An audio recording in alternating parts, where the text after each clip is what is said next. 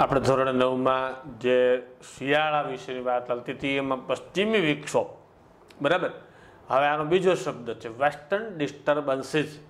પશ્ચિમ એશિયા તરફ રચાતો jet stream પૂર્વ દિશામાં વાય છે. પશ્ચિમ એશિયામાં આ પવન રચાય છે, પૂર્વ દિશા તરફ આગળ વધે છે. તેની અસર પશ્ચિમ એશિયાના દેશો ઉત્તર પશ્ચિમ ભારત, પાકિસ્તાન, અફઘાનિસ્તાન ઉપર વર્તાય છે. આ પવનોની સાથે આવતા ધૂળના તોફાનો, ધૂળ ઉડતી હોય, ડમરી જડતી હોય, ગોળ ગોળ ફરતું હોય, એ છેક બાંગ્લાદેશ સુધી અસર કરે છે.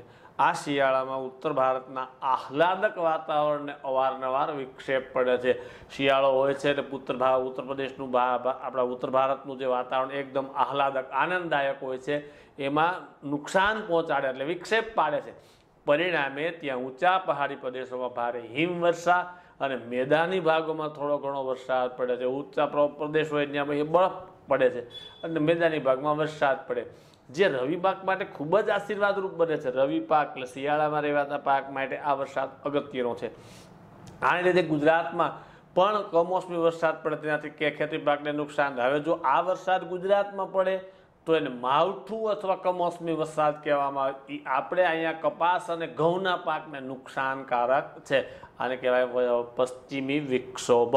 હવે શિયાળા દરમિયાન ઉત્તર ભારત કરતાં દક્ષિણ ભારતની પરિસ્થિતિ જુદી હોય છે.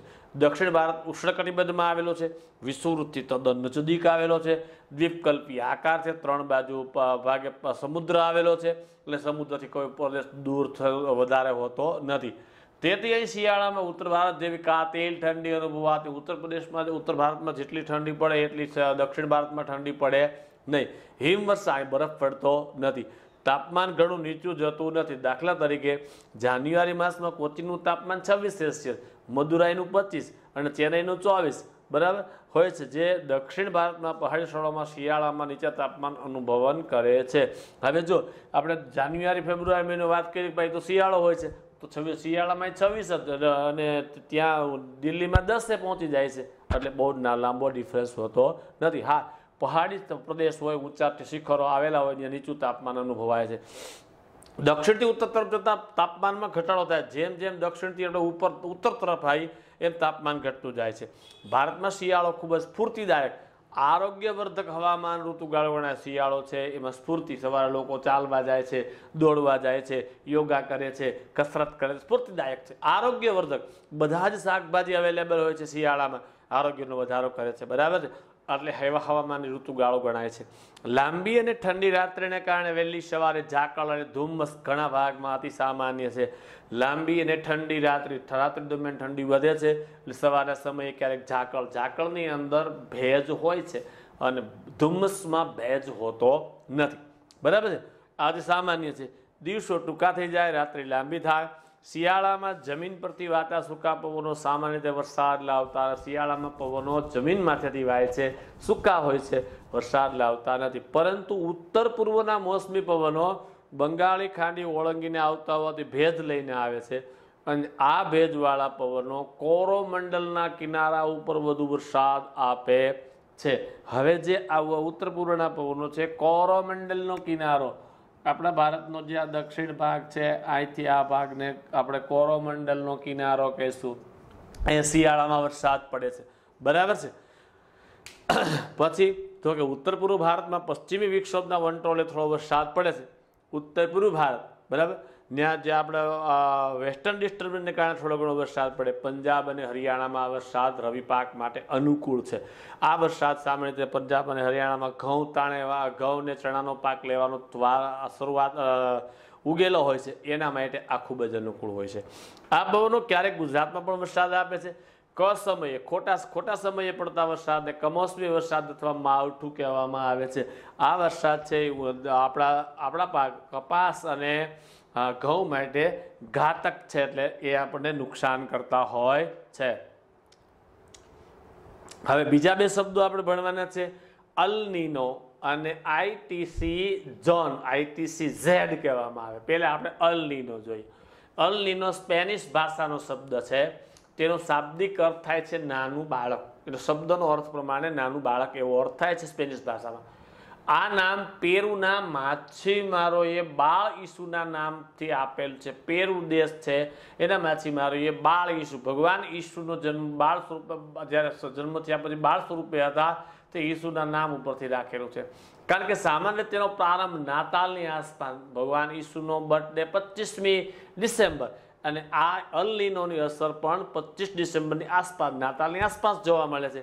વાતાવરણીય અને સામુદ્રિક અસરોથી દક્ષિણ અમેરિકાના પેરુ દેશની પશ્ચિમે પેસિફિક કિનારા ઉપર ગરમ હવામાન પ્રવાહ ઉદ્ભવે છે. હવે સામુદ્રિક અસરોને કારણે દક્ષિણ અમેરિકા ખંડમાં પેરુ દેશ આવેલો છે, એની પશ્ચિમ કિનારે પેસિફિક મહાસાગર આવેલો છે. પેસિફિક મહાસાગરમાં નજીક ગરમ પ્રવાહ ઉદ્ભવે છે. હવે જો દરિયાના અંદરના પ્રવાહો ઠંડા પ્રવાહો હોય છે, દાખલા તરીકે એટલાન્ટિકમાં આવતો લાબ્રાડોરનો ઠંડો પ્રવાહ, એમ અહીંયા આ ગરમ પ્રવાહ એટલે કે દરિયો છે એ ગરમ થાય છે, ગરમ પ્રવાહ ઉદ્ભવે છે. આ પ્રવાહ પશ્ચિમ તરફ ધીમે ધીમે આગળ વધે છે, બરાબર. તેની અસર ભારત સુધી આ અનુભવાય છે. આ જે ગરમ પ્રવાહ છે એની અસર ભારત સુધી. અલ નીનોના વિશિષ્ટ ઘટનાને ક્યારેક આકાર લે.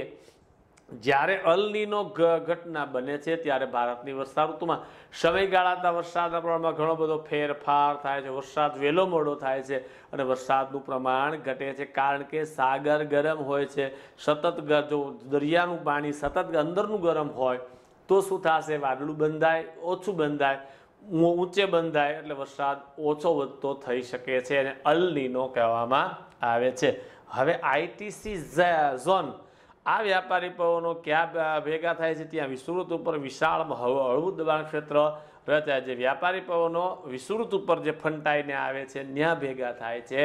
ત્યાં વિષુવવૃત્ત ઉપર વિશાળ મોટા ફલકમાં ફેલાયેલું હળવું દબાણ રચાય છે. તેને આંતર ઉષ્ણકટિબંધીય અભિસરણ ક્ષેત્ર કહેવામાં આવે છે. આંતર એટલે અંદરો અંદરનું, ઉષ્ણકટિબંધીય અભિસરણ એટલે હરવું ફરવું, બરાબર છે, એવું ક્ષેત્ર કહેવામાં આવે છે. આ વ્યાપારી પવનો પ્રવાહ સ્વરૂપે ઊંચા ચડે. જુલાઈ માસમાં અભિસરણ ક્ષેત્રે 20 થી 25 સેલ્સિયસ ઉત્તર અક્ષાંશ પ્રદેશ સુધી સ્થિર થાય છે. ઉત્તર અક્ષાંશમાં 20 થી 25 સેલ્સિયસ સુધી આ સ્થિર થાય. ભારતમાં તે ગંગાના મેદાન ઉપર કેન્દ્રિત થાય છે. ભારતનું જે ગંગાનું મેદાન આવેલું છે ત્યાં આ પવનો છે એ સ્થિર થાય છે. તેના લીધે અહીં રચાતા હળવા દબાણથી દક્ષિણ ગોળાર્ધમાં મહાસાગર ઉપર ઉદ્ભવેલા આ પવનો ઉત્તર તરફ વાય છે, જેને લીધે ભારતમાં કેટલાક ભાગમાં વરસાદ પડે છે. શીત ઋતુ દરમિયાન અભિસરણ ક્ષેત્ર વધુ દક્ષિણમાં ખસે છે, જેના લીધે પવનોની દિશા ઉત્તર પૂર્વની થઈ જાય છે. ઉત્તર પૂર્વ એટલે ઈશાન કોણીય પવનો થાય છે. આ વરસાદ આપણને આપે છે, ઉત્તર પૂર્વની ખૂણા ઉપરનો વરસાદ આપણને આને કારણે મળે છે, અને આઈટીસી ઝેડ અથવા આઈટીસી ઝોન કહેવામાં આવે છે. હવે આપણો બીજો ટોપિક છે, એ પણ પરીક્ષા માટે અગત્યનો છે, ગ્રીષ્મ ઋતુ. માર્ચ થી મે મહિનો, માર્ચ એપ્રિલ ને મે 3 મહિના છે. ભારતમાં માર્ચથી મે સુધીનો સૂકો ગરમ હવામાનનો ગાળો અને ઋતુગાળાને ઉનાળો કહેવામાં આવે. ગરમ હવામાન હોય છે એટલે ઉનાળો. માર્ચથી મે મહિના સુધી ભારતના જમીન ભાગ ઉપર સૂર્યના લંબ કિરણો દક્ષિણ ઉત્તર તરફ ક્રમશઃ પડતા જાય છે. દક્ષિણથી ઉત્તર તરફ એ ધીમે ધીમે કાટખૂણે આ કિરણો પડતા જાય છે. તેથી ભૂમિભાગો વધુ ને વધુ ગરમ થતા જાય છે. ભૂમિભાગ વધારે ગરમ થાય છે. તાપમાન સતત ઊંચું જતું રહે છે. માર્ચ મહિનો દક્ષિણ ભારત માટે સૌથી વધુ ગરમ હોય છે. દક્ષિણ ભારતમાં માર્ચ મહિનામાં સૌથી વધારે ગરમી પડે છે. આ સમયે ત્યાં કેટલાક સ્થળો તાપમાન 40 ડિગ્રી સેલ્સિયસ જેટલું ઊંચું હોઈ જાય છે. જ્યારે એપ્રિલ અને મે મહિના દરમિયાન મધ્ય અને ઉત્તર પશ્ચિમ ભારત ઉપર સૌથી વધુ ગરમીનો અનુભવ આવે છે. આપણે વધારે ગરમી એપ્રિલ અને મે મહિનામાં પડે છે, કારણ કે આપણે કર્કવૃતની પાસે નજદીકમાં આવેલા છીએ માટે, બરાબર છે. ત્યાં કેટલાક સ્થળોએ 45 થી 50 સેલ્સિયસ તાપમાન અનુભવાય છે. કેટલાક સ્થળે તો 45 પૂગી જાય છે. રાજસ્થાન જેવા પ્રદેશમાં 50 પૂગી જાય છે. આમ ઉનાળામાં સમગ્ર ભારતમાં એકંદરે ગરમ હવા અનુભવાય છે. આખા ભારતની અંદર ઉનાળો છે એ ગરમ હોય છે. દ્વીપકલ્પીય ઉચ્ચ પ્રદેશની ઊંચાઈને લીધે દક્ષિણ ભારતમાં ઉનાળો થોડો સૌમ્ય હોય છે. સૌમ્ય એટલે નરમ હોય છે, બરાબર, કારણ કે દ્વીપકલ્પીય ઉચ્ચ પ્રદેશ છે એ ઊંચે આવેલો છે, એટલે બહુ આપણો હાર્ડ એન્ડ ફાસ્ટ 45 થી 50 ડિગ્રી સેલ્સિયસ તાપમાન થઈ શકતું નથી. ઉત્તર ભારતની સરખામણીમાં અહીં તાપમાનનો આંક નીચો રહે. ઉત્તર ભારત કરતાં દક્ષિણ ભારતમાં તાપમાન નીચું રહે છે. એટલે દિલ્હી અને અલ્હાબાદના તાપમાનમાં 34 સેલ્સિયસ હોય, ત્યારે મદુરાઈનું તાપમાન 30 હોય. જો 4 ડિગ્રી તે થાય તફાવત જોવા મળે. કોચીન અને બેંગ્લોરનું તાપમાન તો હિતિયાવી જ હોય. આમ દક્ષિણ તાપમાન ઉપર સમુદ્રની અસર, ભૂપૃષ્ઠની ઊંચાઈ અસર થતી હોય છે. દક્ષિણનું તાપમાન નીચું હોય છે એના કારણો બે છે. સમુદ્રથી નજીક આવેલું છે અને બીજું એ ઉચ્ચ પ્રદેશ છે એટલે ભૂપૃષ્ઠ ઊંચું છે અને એટલા માટે ત્યાં ઉનાળો સૌમ્ય જોવા મળે છે. હવે આવ્યું નોર્વેસ્ટર. ઉત્તર ભારતમાં અને ઉત્તર પૂર્વ ભારતમાં હવાનું હલકું દબાણ પૂર્વના છેક બિહાર સુધી વિસ્તાર પામી જાય છે. બરાબર, ઉત્તર ભારતમાંથી છેલ્લું કહે છે બિહાર સુધી વિસ્તાર પામે છે, જેને લીધે ઝારખંડ અને ઉત્તર ઓડિશા, ઉચ્ચ પ્રદેશીય વિસ્તારોમાં ક્યારેક ખૂબ ગરમ થઈ જાય છે. આ જે ઉચ્ચ પ્રદેશીય વિસ્તાર છે, ઓડિશાનો ઉત્તર ભાગ છે, ઝારખંડનો વિભાગ છે, એ ખૂબ જ ગરમ થાય છે. ત્યાં તેને નોર્વેસ્ટર કહેવામાં આવે છે અને એને સ્થાનિક ભાષામાં કાળ વૈશાખી તરીકે ઓળખવામાં આવે છે. આ પવનના તોફાનો પૂર્વ ભારતમાં ઘણું નુકસાન કરે. આ તોફાની પવનો છે એ પૂર્વ ભારતની અંદર ઘણું બધું નુકસાન કરી દે છે, કારણ કે એને કાળ વૈશાખી એટલા માટે જ કહેવામાં આવે છે. લૂ, આપણે આ શબ્દ સામાન્ય છે, બપોરના સમયે બાળકોને રમવા જવા દેવામાં નથી આવતા, કારણ કે લૂ લાગી જાય. લૂ લાગી જવી એટલે શું? તો કે પશ્ચિમ અને ઉત્તર પશ્ચિમ ભારતમાં સૂકા જમીન ભાગોમાં ધૂળની ડમરીઓ સાથે ધૂળના તોફાનો અતિ સામાન્ય જોવા મળે. તમે ઉનાળામાં ભવનાથ બેસવા માટે જાઓ છો, ત્યાં ચક્રવાત પવનો ગોળાકારે ફરતી ધૂળની ડમરીઓ ચડે છે, સામાન્ય છે. ઉનાળામાં ખાસ કરીને મે મહિનામાં ઉત્તર ભારતમાં અતિ ગરમ પવનો ફૂંકાય છે, એને લૂ કહેવામાં આવે. તેની અતિશય ગરમીથી મનુષ્યો, પશુ પક્ષીઓના મૃત્યુ પામે છે. હવે જો બપોરના સમયે આપણા ખેડૂતો છે ઉનાળાના દરમિયાન એપ્રિલ અને મે મહિના દરમિયાન શું થાય છે કે 11 વાગે કામ બંધ કરી દે, પછી 2 વાગ્યા સુધી કામ કરતા નથી, 2 વાગ્યા પછી કામ કરે છે. બાળકોને 11 થી 2 વચ્ચે રમવા જવા દેવામાં આવતા નથી. શા માટે? કે જ્યારે આવી ગરમ હવા વહેતી હોય ત્યારે જો આપણે હાર્ડ એન્ડ ફાસ્ટ કામ કરીએ તો વધારે શ્રમ શક્તિનો ઉપયોગ કરીએ, શારીરિક શ્રમ વધારે કરીએ તો નાકને જગ્યાએ મોઢેથી શ્વાસ લેવો પડે. મોઢેથી શ્વાસ લેવા માટે જે આપણે પ્રયત્ન કરીએ છીએ, દોડીએ છીએ, હાર્ડ એન્ડ ફાસ્ટ કામ કરીએ છીએ તો શ્વાસ મોઢેથી લઈએ છીએ. મોઢેથી લેવાયેલો શ્વાસ ગરમ પવન શરીરની અંદર જાય છે અને અંદર ગયેલો પવન છે એ આપણા પાણીના કોષોને સૂકવી નાખે છે, એટલે મૃત્યુ થઈ શકવાની સંભાવનાઓ રહેલી છે. બંગાળની ખાડી અને અરબ સાગર ઉપર આ ઋતુઓ ઉષ્ણકટિબંધીય ચક્રવાત થતા હોય છે. બરાબર છે. બંગાળની ખાડી અને અરબ સાગર ઉપર ઉષ્ણકટિબંધીય ચક્રવાત કે વાવાઝોડાઓ સર્જાય છે, જે કિનારા તરફ આગળ વધતા કિનારાના પ્રદેશમાં ક્યારેક ભારે નુકસાન, જો કિનારે પહોંચી જાય છે તો કિનારે બહુ નુકસાન કરે છે. દેશનો મોટો ભાગ ઉનાળા દરમિયાન ગરમ અને સૂકું હવામાન અનુભવાય છે. મોટાભાગે આખા દેશની અંદર વાતાવરણ ગરમ હોય છે અને સૂકું હવામાન હોય છે.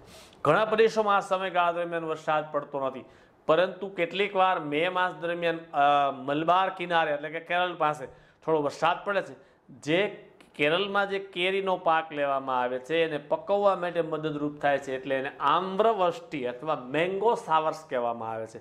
કેરી અને કોફીના પાક માટે ઘણો જ ઉપયોગી હોય છે. આપણે અહીંયા ચોમાસું બેસતા કેરીઓનો અંત આવતો હોય ત્યારે ત્યાં હજી ચોમાસાની શરૂઆત થાય મે મહિનામાં, ત્યારે તો હજી ત્યાં કેરી પાકવાની શરૂઆત થાય, એટલે મે પછી જૂન જુલાઈ સુધી ત્યાં કેરીઓ મળતી હોય છે, કારણ કે કેરીના પાકને પકવવા માટે જે સામાન્ય વરસાદ થાય છે એને આમ્રવૃષ્ટિ અથવા મેંગો સાવર્સ કહેવામાં આવે છે. હવે આપણો ત્રીજો ટોપિક છે વર્ષા ઋતુ. જૂનથી સપ્ટેમ્બર. ભારત ખેતી પ્રધાન દેશ હોવાથી વર્ષા ઋતુ ભારતની મહત્વની ઋતુ ગણાય છે. જૂનથી સપ્ટેમ્બર મહિના દરમિયાન દેશનો આશરે 80% વરસાદ પડે છે. ભારતનો ખેડૂત વર્ષા ઋતુના પ્રારંભથી જ ખેતી પ્રવૃત્તિમાં ગૂંથાય. જે વર્ષા ઋતુની શરૂઆત થાય ત્યાંથી જ ખેતી પ્રવૃત્તિમાં એ ગૂંથાઈ જાય છે. આ ઋતુમાં થતો વરસાદ અને ભેજવાળું વાદળછાયું હવામાન ભારત તરફ વાતા દક્ષિણ પશ્ચિમ એટલે કે નૈઋત્ય દિશાના પવનો, મોસમી પવનોને આભારી છે. એ નૈઋત્ય દિશાના પવનોને કારણે આપણું વાતાવરણ ભેજવાળું અને વાદળછાયું હોય છે. તેથી જ આ ઋતુને નૈઋત્યના મોસમી પવનોની ઋતુ કહેવાય. નૈઋત્યથી પવનો જે વાય છે એ જ ભેજવાળા હોય છે અને વરસાદને લઈ આવે છે, માટે એને નૈઋત્યના મોસમી પવનો તરીકે ઓળખવામાં આવે છે. ભારતના લગભગ બધા જ વિસ્તારોમાં તેનાથી વરસાદ પડે છે.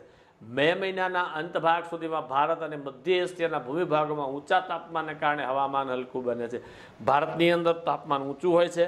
એશિયાના મધ્ય ભાગમાં એટલે હિમાલયની પહેલે પાર, બરાબર, ત્યાં પણ વાતાવરણનું દબાણ ઘટે છે, હલકું થાય છે.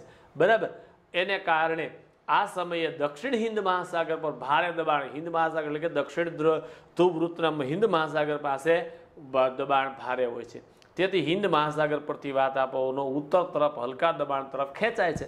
આ જૂનથી સપ્ટેમ્બર સુધી સમુદ્ર પરથી ઉનાળાના મોસમી પવનો ભારતમાં વાય છે. આ પવનો ભેજવાળા હોવાથી ભારતમાં વરસાદ લાવે છે.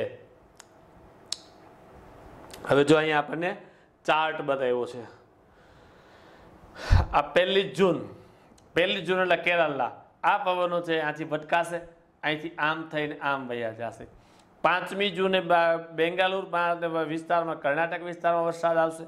પછી 10મી જૂને અહીંથી આ પવનો આમ ભટકાય, આ પવન અહીંયા પહાડી પ્રદેશને કારણે અહીંથી આમ ઉપર ચડે છે. આપણે અહીંયા 15મી જૂને વરસાદ આવે છે. આ પવનો અહીંયા આપણે કોઈ એટલા મોટા પર્વતો નથી, આ પર્વતો નથી એટલે અહીંથી આમ ફંટાઈને ઉપર તરફ જાય છે. કચ્છમાં 1 જુલાઈ અને 15 જુલાઈએ રાજસ્થાનમાં વરસાદ, આ પવનો અહીંથી આમ ચડે છે. હવે આ પવનો જ્યારે અહીંયા ભટકાય છે, આ પવનો અહીંથી ભટકાઈને સીધા બાયપાસ બંગાળાની ખાડીમાં જાય છે. આ બંગાળાની ખાડીમાં 1 જૂનથી આ વરસાદ અહીં ભટકાઈ જાય ત્રિપુરામાં અને મિઝોરમમાં આ વરસાદ આપી. આ પવનો અહીંથી આમ કારણ કે અહીંયા પહાડી પ્રદેશ છે એટલે ફંટાઈને આમ જાય છે. 5મી જૂને આ પવનો બાંગ્લાદેશ સાથે ભટકાઈને ઉપર તરફ જાય છે. હવે આ પવનો છે હિમાલય છે, આ પવનો અહીંથી આમ જાય છે, આ પવનો અહીંથી આમ જાય છે. આ પવનો ભેગા થઈ અને આ વિસ્તારમાં આ બે, કારણ કે એનો ભેજનું પ્રમાણ તો ઘટી ગયું હોય છે, પણ આ બે પવનો ભેગા થાય છે માટે અહીંયા વરસાદ આપે છે. બરાબર છે. દક્ષિણ ભારતમાં દ્વીપકલ્પી આકારને લીધે નૈઋત્યકોણીય મોસમી પવનોના 2 ભાગમાં વહેંચાઈ જાય છે. એક અરબ સાગર પરથી આવતા મોસમી પવનો, આ અરબ સાગર વાળા પવનો છે. આ બંગાળની ખાડી તરફથી આવતા મોસમી પવનો, એના 2 વિભાગ પાડેલા છે. હવે અરબ સાગર પરથી વાતા મોસમી પવનો, ભારતમાં વર્ષા ઋતુનો પ્રારંભ સામાન્ય રીતે જૂનની શરૂઆતમાં દક્ષિણ ભારતમાં કેરળથી થાય છે. આપણે પહેલા કેરળમાં વરસાદ આવે. અરબ સાગર ઉપરથી આવતા પવનો આડે પશ્ચિમ ઘાટ આવે છે. બરાબર. આખો કેરળથી ઠેઠ ગુજરાત સુધી એ ભાગ દરિયા કિનારાની પટ્ટી મેદાની પ્રદેશ છે અને ઓલો ભાગ વચ્ચેનો ભાગ ઊંચો છે એટલે એ પશ્ચિમી ઢોળાવ સાથે એ ભટકાય છે. કેવી રીતે? જો આવી રીતે આ ભાગ છે એ પશ્ચિમ ઘાટ છે, અહીંથી આવતા આ ભાગ છે એ મેદાની પ્રદેશ છે અને આ ભાગ છે એ ઊંચો છે 900 થી 1100 મીટર. આ પવનો આની સાથે ભટકાશે, આ પવનો એની સાથે ભટકાશે અને એ પવનો ત્યાંથી ધીમે ધીમે ઊંચે, અહીં વરસાદ વધારે પડે, અહીંથી આમ જાય છે, અહીંથી આમ જાય છે, આપણે જોયું. પણ પશ્ચિમ ઘાટ છે એના રસ્તામાં આવે છે. બરાબર. આ પળંગો દ્વીપકલ્પી ઉચ્ચ પ્રદેશ ઉપર પહોંચે છે ત્યારે ભેજનું પ્રમાણ ઘટી ગયું હોય, કારણ કે મોટાભાગનો વરસાદ છે એ પશ્ચિમ ઘાટના મેદાનમાં વરસી ગયો હોય છે. હલકા વાદળા થાય તો ઊંચે ચડી શકે છે એટલે ભેજનું પ્રમાણ ઘટી ગયું હોય, તેથી તે વિસ્તારમાં વરસાદ છાયાને લીધે ઓછો વરસાદ પડે છે. બરાબર છે.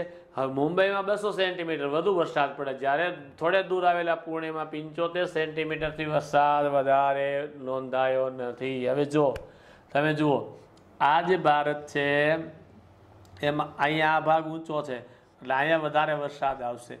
પવનો જ્યારે હલકા થાય ત્યારે આ વિભાગમાં આવે છે, આ વિભાગ છે એ વરસાદ છાયાનો. અહીંયા 200 સેન્ટીમીટર જેટલો વરસાદ પડતો હોય તો અહીંયા 50 જ પડે. કેવી રીતે? હવે આપણે આ તો નકશો વાત, આપણે રૂબરૂ સમજવું છે. આપણો નૈઋત્ય દિશાનો પવનો એટલે આપણે ઓજત તરફથી આવતા જે પવનો છે એ ગિરનાર સાથે ભટકાશે તો ગિરનાર પહાડ છે, ઊંચો છે, ત્યાં વધારે વરસાદ, એટલે જુનાગઢમાં આપણે વધારે વરસાદ હોય છે. અને પછવાડે આવેલા ગામો રાણપુર, મેંદપરા અને ભેસાણ, ત્યાં આપણા કરતાં સરેરાશ વરસાદ ઓછો પડે છે, કારણ કે વરસાદ છાયાના પ્રદેશમાં આવે છે અથવા તો વાતાવિમુખમાં આવે છે. વાતાવિમુખ વરસાદની દિશા તરફનો ભાગ છે ને વાતાભિમુખ કહેવાય. એટલે આ પવનો નૈઋત્ય કોણમાંથી ઓજત તરફ, વંથલી તરફથી આવતા પવનો છે, વેરાવળી પવન છે, એના આપણું જુનાગઢ છે એ વાતાભિમુખમાં આવેલું છે અને જુનાગઢની પાછળ, ગિરનારની પાછળ વાતાવિમુખ વરસાદ છાયાનો પ્રદેશ છે એટલે આપણા કરતાં ત્યાં વરસાદ ઓછો નોંધાય છે. પશ્ચિમ કિનારેથી ઉત્તર તરફ જતા કેરળ, કર્ણાટક, ગોવા, મહારાષ્ટ્ર વરસાદનું પ્રમાણ ક્રમશઃ ઓછું થતું જાય છે. જો પશ્ચિમ કિનારે જેમ આગળ વધશું, કેરળમાં જેટલો પડે એના કરતાં કર્ણાટકમાં ઓછો પડે, કર્ણાટક કરતાં ગોવા ઓછો, ગોવા કરતાં મહારાષ્ટ્રમાં ઓછો પડે છે. આમ આ મોસમી પવનનો એક ફાટો નર્મદાના ખીણ પ્રદેશમાં માર્ગે મધ્યપ્રદેશમાં પ્રવેશે છે. આ પવનોના આ ફાટા સાથે આગળ બંગાળની ખાડી પરથી આવતા પવનો ભળી જાય છે. હવે આ પવનો જ્યારે અહીંથી આમ જાય છે, બંગાળની ખાડીવાળા પવનો આમ આવે છે, એટલે એને ભળી જવાથી આ ઉપરાંત અરબ સાગરના પવનોનો એક ફાટો ગુજરાત સૌરાષ્ટ્ર અહીંથી થાય, બરાબર, કચ્છ ઉપરથી પસાર થઈ રાજસ્થાનનો આગળ વધી ગુજરાતના વધુ ઊંચા પર્વતો કે ગીચ જંગલો આવેલા નથી. આપણે પર્વતોય નથી, ગીચ જંગલો નથી. આથી આ પવનો અહીંયા બહુ વરસાદ આપતા નથી.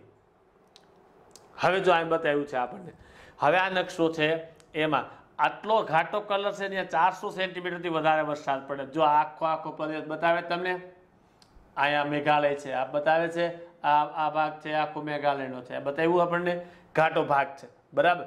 પછી આવો આછો ભાગ થયો અહીંયા 200 થી 400, જો અહીંયા આછો ભાગ બતાવે છે, બરાબર, આ ભાગ બતાવે છે, તો એને 200 થી 400. પછી આવો ભાગ બતાવે છે 100 થી 200, 60 થી 100. જો આવો ભાગ ક્યાં આવેલો છે, જો અહીંયા છે 60 થી 100. આપણે 40 થી 60માં આપણો આ પટ્ટો 40 થી 60માં આવશે, અને 20 થી 40નો ભાગ છે એ આ ભાગ 20 થી 40નો આવશે, અને 20 કરતાં ઓછો ભાગ છે સફેદ, અહીંયા 20 સેન્ટીમીટર કરતાં ઓછો. અહીંયા જે ભાગ છે એ બરફનો જ છે. અહીંયા વરસાદ પાણી સ્વરૂપે વરસતો નથી, એટલે જ્યાં 2 વર્ષ 3 વર્ષ દરમિયાન માત્ર 5 ડિગ્રી જેટલો વરસાદ પડે છે, 5 સેન્ટીમીટર જેટલો, એટલે અહીં સફેદ ભાગ, કારણ કે અહીં તો બર્ફીલો ભાગ છે, લેહ લદ્દાખ અને દ્રાસ ક્ષેત્ર આવેલું છે, બરાબર છે. આ ભાગ છે, જો આ ભાગ છે, આ જાંબલી ભાગ છે, વધારે આ વાતાભિમુખનો પ્રદેશ છે. અહીંથી આ પવનો ભટકાય છે, અહીંયા વધારે હોય છે, આ પવનો ઊંચા ચડે છે, અહીંયા આવે છે. જ્યારે આ ભાગ છે, આ ભાગમાં આવે ત્યારે વરસાદ ઘટે છે, કારણ કે ભેજનું પ્રમાણ ઘટી ગયું, એટલે આ ભાગને વરસાદ છાયાનો પ્રદેશ અથવા વાતાભિમુખનો પ્રદેશ કહેવામાં આવે છે.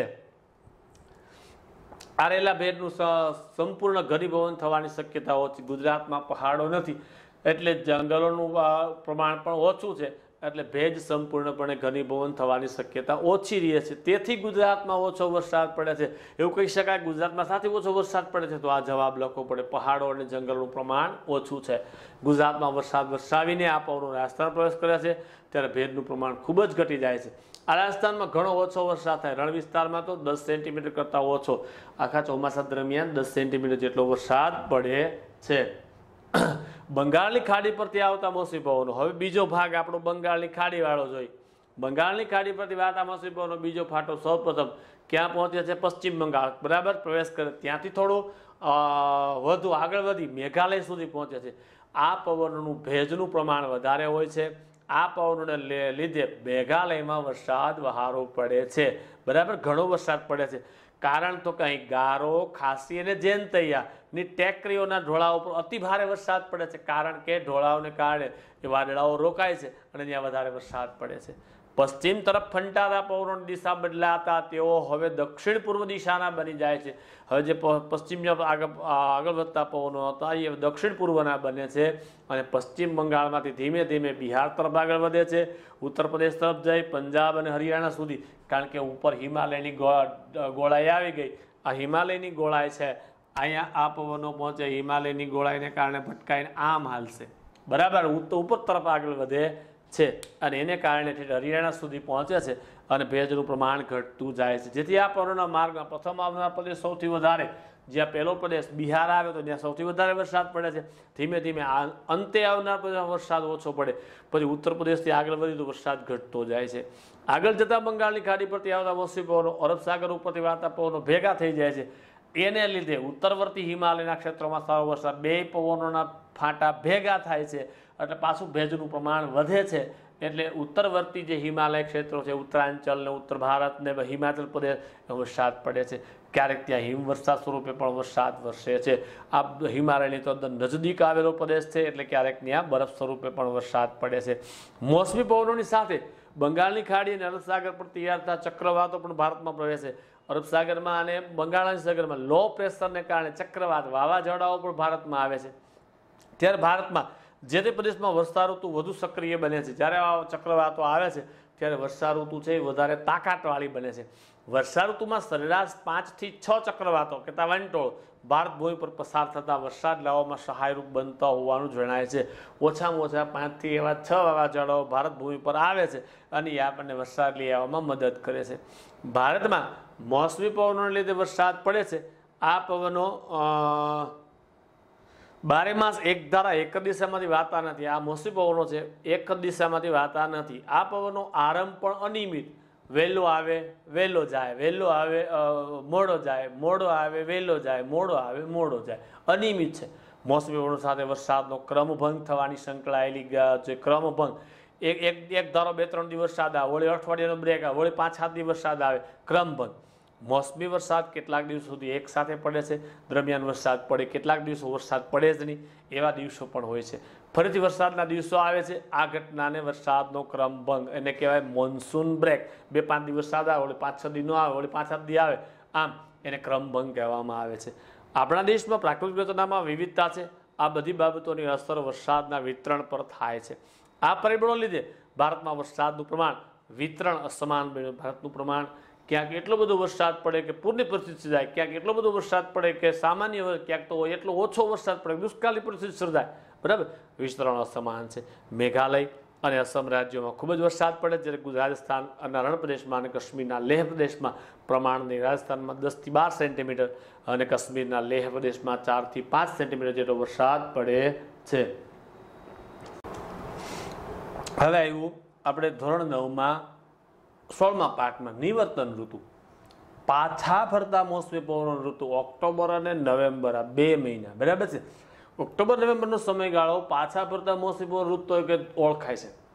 સૂર્યના સીધા કિરણો દક્ષિણ તરફ ખસતા હોવાથી દક્ષિણે હિન્દ મહાસાગર પર હવાનું હલકું દબાણ સર્જાય છે. બરાબર, દક્ષિણા અયનના સૂર્ય થયા હોય એટલે સૂર્ય ધીમે ધીમે દક્ષિણ તરફ હિન્દ મહાસાગરને ગરમ કરે છે, એટલે ત્યાં હલકું દબાણ રચાય છે અને ઉત્તર ભારતમાં ધીમે ધીમે ભારે દબાણ સર્જાય છે. તેથી સપ્ટેમ્બરના અંત સુધીમાં નવી દબાણની પરિસ્થિતિ સર્જાતા અરબ સાગર અને બંગાળાના ખાડી પર વર્ષા ઋતુ દરમિયાન ભારતના ભૂમિભાગોમાં અંદર સુધી પહોંચી ચૂકેલા મોસમી પવનો નબળા પડે. જે પવનો ભારતના અંદરના ભૂમિભાગ સુધી પહોંચી ગયા છે, હિન્દ મહાસાગરમાં નબળું દબાણ, હલકું દબાણ સર્જાવાથી આ પવનો નબળા પડે છે. તે પછી હવાના દબાણની પરિસ્થિતિ પરિવર્તન આવતા ઓક્ટોબર અને નવેમ્બર માસમાં આ પવનો ભારતના ભૂમિભાગ ઉપરથી, કારણ કે પવનો પાછા ફરે છે, ભૂમિભાગો પર સમુદ્ર તરફ જવા માંડે છે. તેથી આ સમયગાળાને પાછા ફરતા મોસમી પવનો ઋતુ તરીકે ઓળખવામાં આવે છે, કારણ કે દક્ષિણમાં હિન્દ મહાસાગરમાં હલકું દબાણ, ભારતના ભૂમિભાગ ઉપર ભારે દબાણ, એટલે એ પવનો પાછા આવે છે. આ સમયે ગરમ વર્ષા ઋતુને સ્થાને શુષ્ક અને ઠંડા પવનોની પરિસ્થિતિ છે, કારણ કે જમીન માથેથી વહેતા પવનો છે એ હંમેશા સૂકા હોય છે અને ઠંડા હોય છે. બરાબર છે. આ પરિસ્થિતિનો પ્રારંભ થાય છે. આકાશ સ્વચ્છ થાય છે, વધતું જતું તાપમાન વધે છે. પાછા ફરતા મોસમી પવનોનું મુખ્ય લક્ષણ છે તાપમાન ઊંચું. અત્યારે આપણે અનુભવીએ છીએ, ઓક્ટોબર મહિનો ચાલુ છે બેટા, બપોરે કેવો તડકો પડે છે, રાત્રે પાછી ઠંડી વાતાવરણ, સવારે પાછી ઠંડીનો અનુભવ થાય છે. બરાબર છે. જમીન ભેજવાળી હોય છે. દિવસે તાપમાન વધી જાય, રાત્રિ ઠંડી અને ખુશનુમા. રાત્રે આપણે બહાર બેઠા હોય તો વાતાવરણમાં ઠંડી અનુભવાય છે, વાતાવરણ મજા આવે એવું હોય છે. ઊંચું તાપમાન અને ભેજની પરિસ્થિતિને કારણે દિવસનું હવામાન અકળાવનારું, કારણ કે ભેજ, નીચે જમીનમાં ભેજ છે, ઉપરથી ગરમી પડે એટલે હવામાન અકળાવનારું, આપણને અંદરથી અકળામણ ઊભી થાય એવું થઈ જાય છે. આ સ્થિતિને ઓક્ટોબર હીટ કહેવામાં આવે અને ઓક્ટોબર મહિનાની ગરમી કહેવાય. ગુજરાતમાં આ પરિસ્થિતિને આપણે ભાદરવી તાપ તરીકે ઓળખીએ છીએ. ભાદરવી તાપ, કારણ કે ભાદરવા મહિનામાં આ વસ્તુ સર્જાય છે. બરાબર છે. અને એને ભાદરવી તાપ તરીકે ઓળખવામાં આવે છે. હવે આબોહવા અને માનવ જીવન આપણો નવો ટોપિક છે. ભારતની આબોહવા આ પરીક્ષા માટે અગત્યનો છે. ભારતની આબોહવા મોસમી આબોહવા છે. આ મોસમી પવનોનું લક્ષણ તેની અનિયમિતતા અને અનિશ્ચિતતા ગણાય. અનિયમિતતા, વહેલો આવે વહેલો જાય, વહેલો આવે મોડો જાય, મોડો આવે વહેલો જાય, મોડો આવે મોડો જાય, ગમે એ પરિસ્થિતિમાં નુકસાન કરે છે. પછી અનિશ્ચિતતા, આવે તો એટલો બધો આવી જાય, ગામના ગામ તણાઈ જાય, ન આવે તો ખાલી જમીન પલળે એટલો માંડ આવે છે. અનિશ્ચિતતા છે, જેની ઘેરી અસરો ભારતની આબોહવાના પર લોકોના ખાનપાન, આની અસર લોકોના ખાવા પીવા માથે પડે છે. રહેણી કરણી માટે પડે છે, સ્વભાવ માટે પણ અસર કરે છે, ખેતી પ્રવૃત્તિને, કારણ કે જો વધારે વરસાદ થાય તોય ખેતી નકામી થઈ જાય, ઓછો વરસાદ થાય તોય ખેતી નકામી થઈ જાય. એમાંય વિશેષ કરીને ભારત ખેતી પ્રધાન દેશ હોવા ઉપરાંત મોસમી આબોહવાના સંપૂર્ણ અંકુશ હેઠળ છે. આપણો દેશ ખેતી પ્રધાન છે, 100% મોસમી આબોહવાના કંટ્રોલમાં છે. તેથી મોસમી પવનના લીધે બધી અનિશ્ચિતતાઓની અસર ભારતની ખેતી પર થાય છે, ભારતના લોકજીવન ઉપર વર્તાય છે. કારણ કે ખેતી સારી તો લોકજીવન ઊંચું, અને જો ખેતી નબળી તો લોકજીવન નીચું છે. આબોહવાને માનવ જીવન મુખ્ય અસરો જોઈએ તો આ પ્રમાણે છે. ભારતમાં વર્ષના મોટા ભાગના સમય દરમિયાન તાપમાન ઊંચું રહેતું હોવાથી ખેતીના વિવિધ પાકો લઈ શકાય. આપણે મોટા ભાગે તાપમાન ઊંચું રહે છે એટલે ખેતીના નોખા પાક લઈ શકાય છે. પરંતુ વરસાદની અનિશ્ચિતતા અને ઉત્પાદન અનિશ્ચિત બનાવી દીધું છે. વરસાદ અનિશ્ચિત છે એટલે ઉત્પાદન આપણે ધારેલું હોય એટલું થાય એવું ફરજિયાત નથી, ઓછું થાય, વધતું થાય. જૂનથી સપ્ટેમ્બરના ગાળામાં મોટા ભાગનો વરસાદ પડી જતા સિંચાઈની સગવડ ન હોય ત્યાં માત્ર વરસાદને આધારે એક જ પાક લઈ શકાય. સપ્ટેમ્બર મહિના સુધીમાં મોટા ભાગનો 80% ઉપરાંત વરસાદ પડી ગયો હોય છે, પછી વરસાદ થતો નથી. એટલે જેને સિંચાઈની સગવડતા, કૂવો, બોર કે નહેર ન હોય એને માત્ર એક જ પાક લઈ શકાય છે. બરાબર છે. આ વર્ષા ઋતુની શરૂઆત અને સમાપ્તિ અનિશ્ચિત હોય છે. તેથી ખેતી ઘણીવાર યોગ્ય સમયે વરસાદી પાણી મળતું નથી, અનિશ્ચિત. ક્યારેક વહેલો વરસાદ આવી જાય, ક્યારેક થોડોક એકાદ મહિનો ખેંચાવે છે એટલે પાણી ખેતીને પૂરતું મળતું નથી. આવા વિલંબથી બિયારણને પાક બળી જાય છે. વાવી દીધા પછી વરસાદ યોગ્ય સમયે ન થાય તો પાક બળી જાય. વાવી દીધા પછી યોગ્ય પ્રમાણ કરતાં વધારે પ્રમાણમાં વરસાદ પડી જાય તોય બળી જાય છે. તેથી ખેત ઉત્પાદનને અસર પહોંચે છે. ક્યારેક અતિવૃષ્ટિ, બહુ વરસાદ થાય એટલે ઓછા સમયમાં વધુ વરસાદ પડી જાય, એને લીધે પાક નાશ પામે છે. નદીઓમાં પૂર આવે છે, જમીન ધોવાઈ જાય છે, લાંબા ગાળે ખેતી ઉત્પાદનમાં ઘટાડો થાય. જમીન ધોવાવાને કારણે લાંબા ગાળે આપણને ખેત ઉત્પાદનમાં ઘટાડો અનુભવાય છે. વરસાદની ઋતુ પૂરી થયા પછી ખેત મજૂરો માટે આજીવિકાનો પ્રશ્ન ઊભો થાય. જે ખેતીમાં જ મજૂરી કરે છે, વર્ષા ઋતુ દરમિયાન એનો ધંધો હાલે છે, પછી પાક લેવાતો નથી તો એનો ધંધો હાલી શકતો નથી. 12 માસ ખેતીનું કામ રહેતું ન હોવાથી ઘણા ખેત મજૂરો શહેર તરફ સ્થળાંતર કરી જાય છે. 12 મહિના આપણે પાક લઈ શકતા નથી એટલે ખેત મજૂરી આપણે આપી શકતા નથી. એટલે 12 મહિના જે કામ ન મળે તો આવા કેટલાક ખેત મજૂરો છે એ સિટી તરફ આકર્ષાય છે, સ્થળાંતર કરે છે. ખેતી આધારિત ઉદ્યોગો, દાખલા તરીકે કપાસ, શેરડી, તમાકુ, વરસાદની અનિયમિતતાને કારણે કાચો માલ ન મળવાથી ઉદ્યોગોમાં મુશ્કેલી ઊભી થાય છે. કાચો માલ જેમાં કૃષિમાંથી ઉત્પન્ન થાય છે, ખેતીમાંથી ઉત્પન્ન થાય છે, કપાસ, શેરડી, તમાકુ, એનું પ્રમાણ ઘટે તો આ ઉદ્યોગો ચલાવવાની મુશ્કેલી ઊભી થાય છે. અનિયમિત વરસાદને લીધે પીવાના પાણીની સમસ્યા પણ કપરી બને છે. પીવાનું પાણી ઘણીવાર પ્રોબ્લેમ આપણે થાય છે. રણ વિસ્તાર કે પહાડી પ્રદેશમાં જીવન હાડ મારી ભર્યું બને. રણ વિસ્તારમાં જો ઓછો વરસાદ થાવ હોય એમાં અને પહાડી વિસ્તારમાં પાણી મેળવવા માટે બહુ દૂર સુધી જવું પડે છે. એની જિંદગી છે બહુ ભયંકર મોડ ઉપર આવીને ઊભી હોય છે. હાડમારી ભર્યું જીવન, એને સ્ટ્રગલ કરીને આગળ વધવું પડે છે. આમ આબોહવાની ગાઢ અસર માનવ જીવન પર થાય છે, જેની સીધી અસર માનવ જીવનનો ખોરાક, પોશાક અને વ્યવસાયના રહેઠાણ ઉપર થાય છે, જે આપણે આગળ જોયું. હવે આપણને જાણવું કીધું ભારતીય હવામાન વિભાગ. ભારતીય હવામાન વિભાગની કચેરી આપણા દેશમાં હવામાન અંગે સમાચાર રેડિયો ઉપર આપે છે, ટીવી ઉપર આપે છે, વર્તમાનપત્રો કે છાપાઓમાં આપે છે, વેબસાઇટ દ્વારા બહાર પાડે છે. તેની સ્થાપના 1875માં કલકત્તામાં કરવામાં આવી હતી. આ ભારતીય હવામાન વિભાગની સ્થાપના 1875માં થઈ. તેની મુખ્ય કચેરી 1905માં પુણેમાં અને હવે નવી દિલ્હીમાં ખસેડવામાં, પહેલાં 1905માં પુણેમાં હતી, હવે દિલ્હી લઈ લીધી. આ ઉપરાંત તેની 6 પ્રાદેશિક કચેરીઓ, પ્રદેશવાઇઝ 6 કચેરીઓ છે. ચેન્નઈ, ગુવાહાટી, કોલકાતા, મુંબઈ, પુણે અને નાગપુરમાં આવેલી છે. દરેક રાજ્યના પાટનગરમાં આવેલી હોય છે. ભારતીય હવામાન વિભાગ દ્વારા ભારતથી લઈ એન્ટાર્કટિકા સુધી નિરીક્ષણ કરી કેન્દ્ર સ્થાપવામાં આવે, જેને આધારે હવામાનની આગાહી થાય છે. ભારતના દરિયાથી, ભારત ભૂમિથી દરિયો અને એન્ટાર્કટિકા ખંડ સુધીના જે આ બધા પરિબળો છે એને તપાસવામાં પછી આગાહી થઈ શકે છે. આપણા જૂનાગઢની અંદર હવામાન ખાતાની કચેરી છે એ એગ્રીકલ્ચરની અંદર આવેલી છે, જે આપણા સમાચાર છે એ આ લોકોને મોકલે છે. બરાબર છે. અહીંયા આપણો પાઠ પૂર્ણ ઘોષિત થયો. પહેલામાંથી બીજો, ત્રીજો અને ચોથો. બીજામાંથી પહેલો, બીજો